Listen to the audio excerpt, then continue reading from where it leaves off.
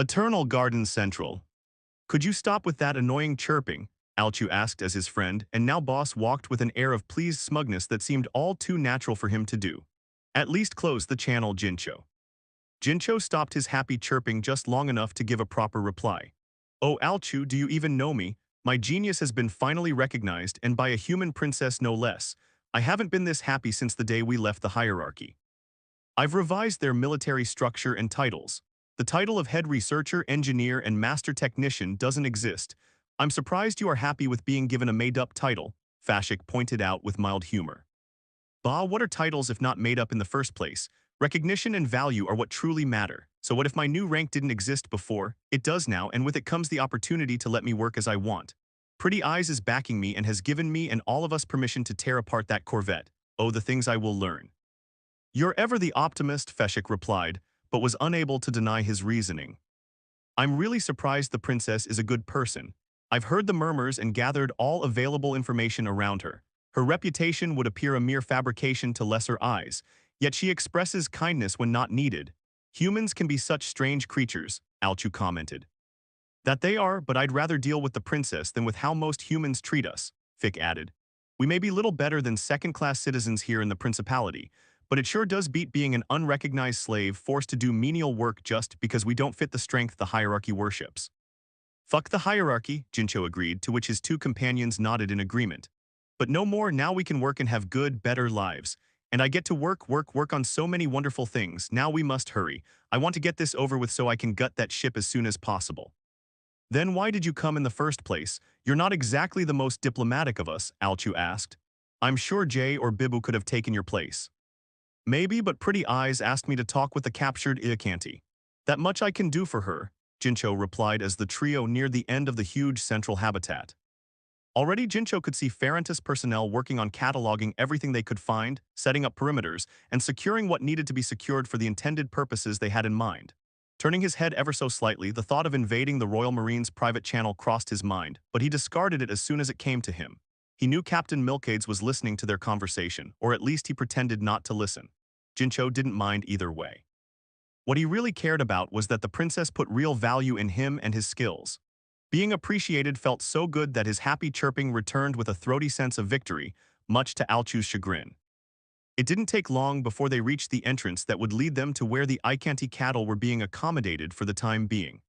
A flash of anger and resentment passed through him, turning an otherwise happy chirp into a guttural raspy call that made his fur and feathers bristle in disgust. Will you be all right? Fesick asked concerned. We're going to meet a lot of captured soldiers turned cattle likely.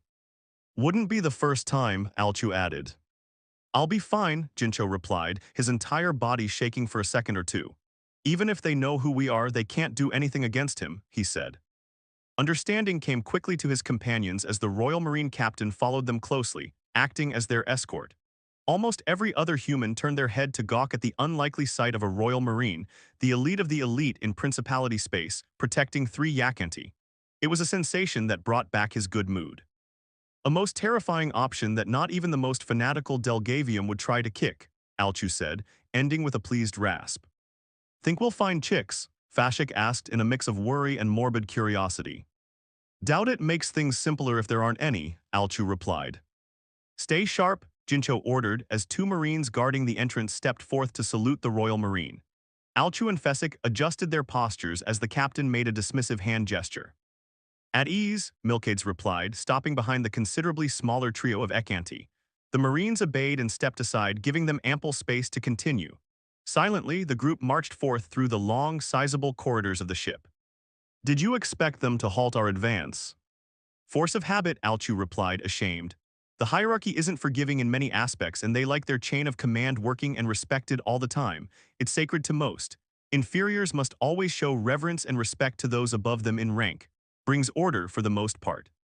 And every chick has the damn protocols beaten into them relentlessly the moment they hatch out the egg. Feshik paused for a moment, only to glance at the human. Besides that, humans don't tend to have a positive opinion on us Ekanti as a general rule. I understand, Milkades replied simply. Commander Redford Kalen informed everyone of your arrival and presence beforehand. You will not be halted by anyone. Then why are you here to keep an eye on us? Alchu asked, confused. That is one of my functions, but I'm also present to act as your escort for protection. We've purged the Eternal Garden from its Drazen infestation, but there could be some still hiding.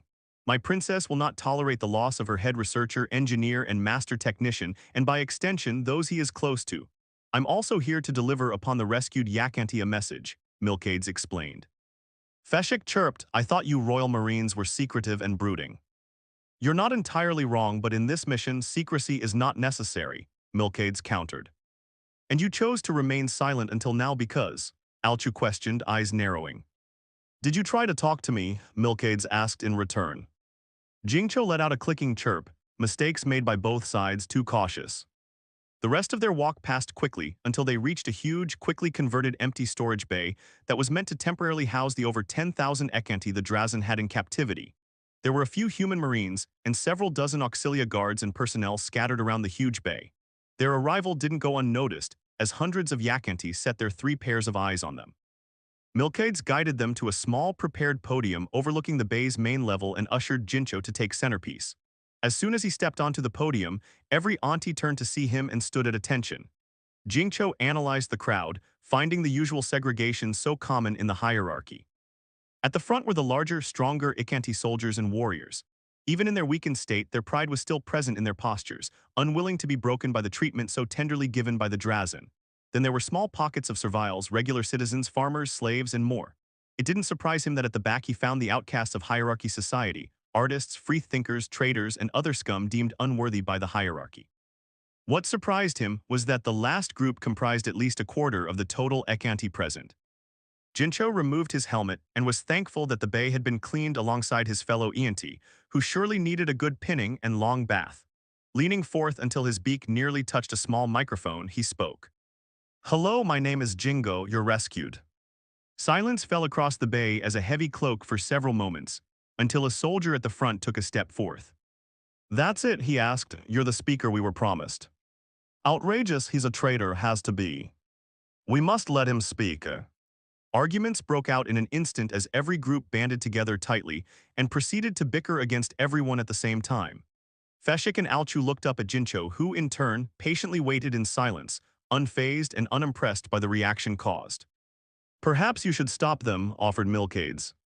Let them bark and squawk. They'll tire themselves out soon. See them, there's no leader among them. They're more lost than usual without a clear leader, Jincho replied with apathy.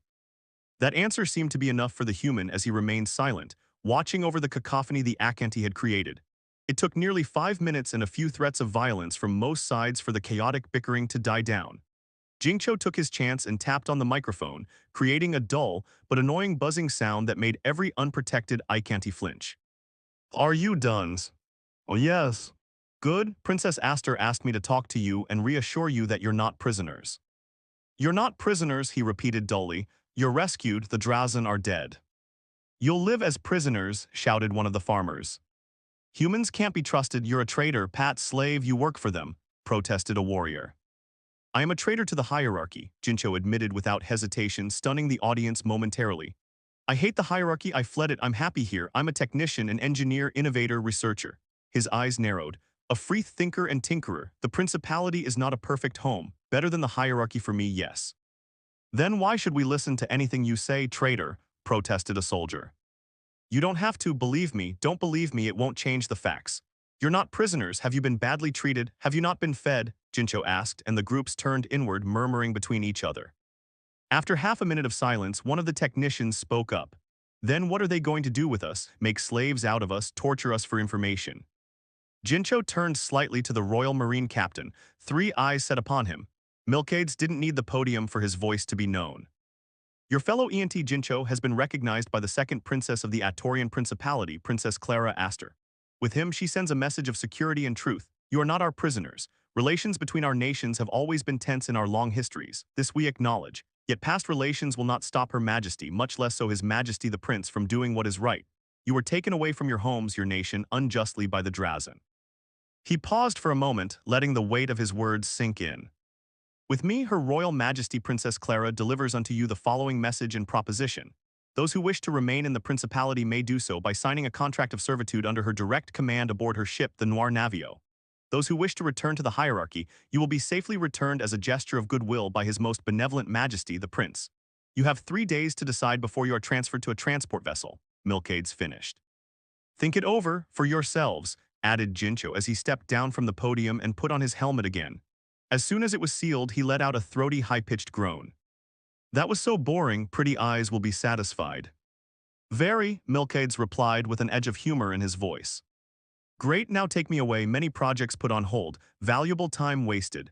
Fishik Alchu, will you stay, talk to Shitlingers and others? Don't need me. Yes, Jincho asked, hopeful.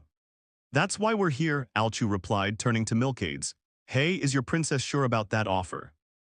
It's worked for us, but I don't think many of them will accept that.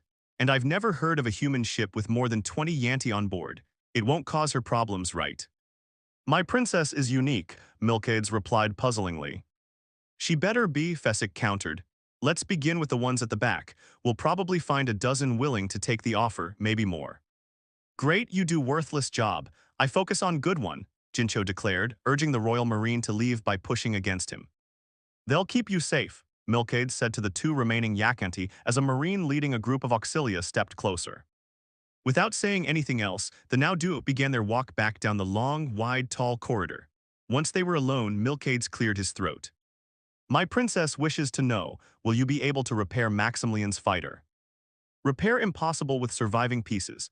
Make a new one implementing surviving pieces. Yes, easy, we'll never fly into battle again, but as collection set piece, priceless, is what she wants. I provide, I give, I deliver, Jincho replied, his happy chirping returning.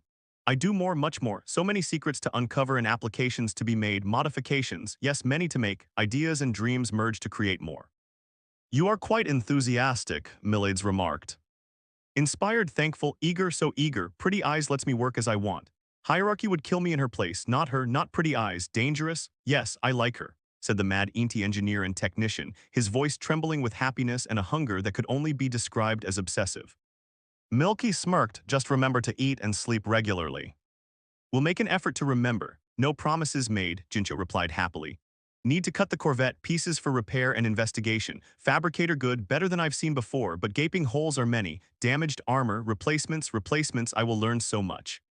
The captain felt his smirk turn into a smile, he really liked the auntie, and in his mind he put a tally on his favor.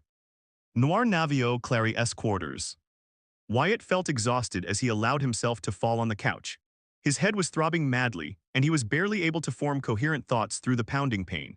He just finished his training with Redford, only to be thrown into a long talk with Clara regarding economics, politics, and the methodology of social etiquette. He could pretend to understand the latter. Politics were largely outside his interest, but he'd come to comprehend and detest even more the complexities of noble politics. But economics, he was as lost as a headless Clix running around for several seconds before collapsing on the ground. His undignified performance was only matched by a throaty groan seeking to escape his body. I hate being a blue blood, Wyatt said before letting out a frustrated sigh. Now, Wyatt, I'm not that terrible a teacher, Clara said from her chair while Cynthia served her a cup of steaming hot tea. I barely understood anything. Compound interests, supply and demand, microeconomics, market viability, on-demand resource extrapolation, taxes by all the deities and spirits, the taxes, and then having to register all of it through administrators, accountants, and more. Wyatt sighed again. I don't even want to know what the banking system even is. Do you want to help the soon-to-be inhabitants of your baron or not? Clara asked in a playful tone. Wyatt merely sighed in defeat. Then, my dear Baron Staples, you need to, at the very least, know the basics of what you are to do in the future. This Baron is nothing more than a trial run for you. A gift and compromise granted by House Ference and the new regime of Higo. You could do nothing and let the people fend for themselves if it is such a monumental task for you to handle. I know, believe me, I know. I may not really understand all you are trying to teach me, but I know it is important for them and for the future of my house. He shuddered with mild disgust. And that is why I am so very content to remain as a mere lady. I don't have the time, patience, or desire to deal with such problematic things. Duty is the truest glory, said the red-armored woman proudly, announcing her house's motto. However, I have heard your cries of emotional anguish. I will replace them for cries of physical anguish, she finished with a playful smirk. Honestly, at this point, that doesn't sound so bad. Am I going crazy or am I simply insane? Am I really wishing to be slammed on the ground countless times by Cynthia? Wyatt thought with mirthful dread, unsure what the answer was. Clara's smile widened before she took a sip of her tea. Shaking his head and trying to clear his mind, he asked, How do you do everything that you do, both of you? My role is far simpler than Clara's, Cynthia began. I protect her, give advice when needed, and ensure her will is made. My fields of education are extensive yet focused. It is the benefit of our high stations compared to yours, Wyatt. Not to mention that I have the advantage of not only knowledge and history, but a functional infrared and systems that work in tandem to maintain the principality as it is. Clara drank her whole cup in a single go before setting the empty cup down. There is much for you to do for your Baron. Don't squander this opportunity, Wyatt. As I said before, this will be a tremendous learning experience. The downfall of many fresh nobles is always tied to two things: hubris and poor understanding of basic economic systems. So many strive for nobility, few achieve it, even fewer are those who survive past a generation, she said with grim resignation. But there are so many things to worry about. Where are they going to live? What are they going to eat? What will their jobs be? What and how many resources, tools, clothes, and equipment will be needed? Is it safe? How much should I pay them? How will I pay them? Wyatt asked dejectedly. Now imagine for a moment that you are in my or my brother dearest's place. Extrapolate your Baron as the principality as a whole and try to ask yourself 1,000 more questions, each with increasing difficulty and complexity. That is our daily life, Clara declared. Nobles lead, commoners obey, so simple yet misleading in so many senses. I don't envy your position even for a second, Clara, Wyatt replied honestly. I am aware, the blonde princess replied in a gentle tone. Once you've rested, I will aid you to see what you need to do and oversee for the sake of your barony. For starters, I will teach you what a cooperative system is. Next, there are some noticeable elements within your new subjects. You will need to speak to them directly. Oh, this could provide a simple yet useful practical lesson in diplomacy and trade agreements with Tornell companies in neighboring systems and logistical theory. You'll come to enjoy it, Wyatt. Pardon me if I doubt that'll ever be the case, Wyatt rebuked, causing Cynthia to smile as she poured her princess another cup of tea. How long will we remain in Haystong? Our stay in the system will depend on two factors: Jincho's delving in tests and the repairs and resupply needed for the Noravio. We could remain in the system for 3 more weeks, up to a month and a half, Clara answered. Wyatt frowned. The traitors could try to attack again. They will not, Cynthia countered. Haystong is now claimed by House Ferentes. It is recognized as neutral territory. If Duke Draw is insane enough to launch an attack against us, it will cost him dearly. Right, Wyatt said, nodding in understanding as he remembered what being in neutral territory meant. In the meantime, we will do what we can before we move to our next objective: the assassination of Tamarin Khan or Andrew Khan. All things considered, Andrew will be our target. Tamarin is a coward, cunning, dangerous, and devious. Underestimating him is a grave mistake, but Andrew is direct, strong, and beloved by House Ken at large and by their vassals. Clara paused momentarily in contemplation. Killing him won't be easy. Wyatt chose to say nothing. Instead, he picked up his data pad and connected to the network. An idea struck him. Quickly, he searched for learning books and found entire libraries dedicated to an immense number of subjects. He'd have no hope of reading them all, but that suited him just fine. The books wouldn't be for him. There was not a single moment of remorse as he began to buy any library that seemed even vaguely useful for the future of his barony. Unseen by him, the blue-haired woman and the princess shared a glance of approval between them.